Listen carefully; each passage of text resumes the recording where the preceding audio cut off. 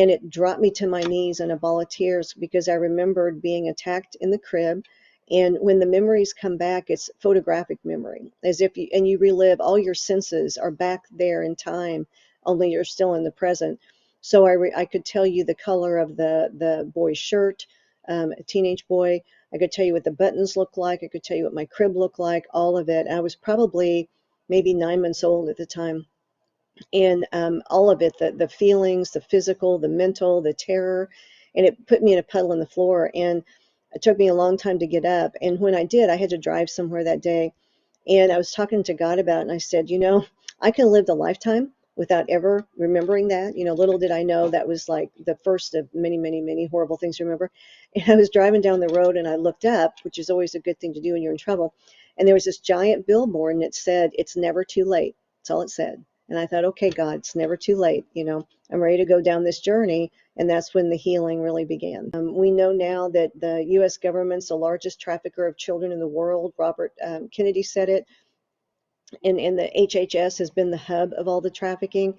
So, and if you go into the unjudicial system, the pedophiles win, people, the good people lose. So it's a corrupt system. Our entire government, we've all been waking up to that the last few years. But I would equate this to, if people think of the Nazi concentration camps, because that's where the experimentation on the children began, and they brought it over here to the United States through Operation Paperclip.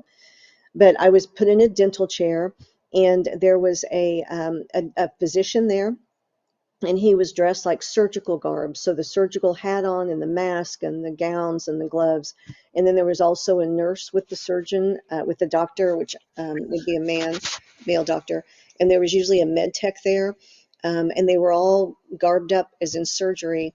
There were also government employees there. They were not garbed up, they were just in their suits. And then there was a flat screen TV that had other people observing and watching, and I'm not sure who they would be. And then I would be hooked up to all kinds of machines. So today people have probably had ultrasounds and EKGs, and they put those leads and wires and things all over you. But for this experimentation, the wires were put inside your skin in order to get the results, and there'd be monitors everywhere. And then they would um, torture you mentally and physically, watch the monitors to see the result. They would also do a lot of experimentation with drugs, watch the monitors to see the result. A lot of our big pharma we have today is based on the experiments of the children.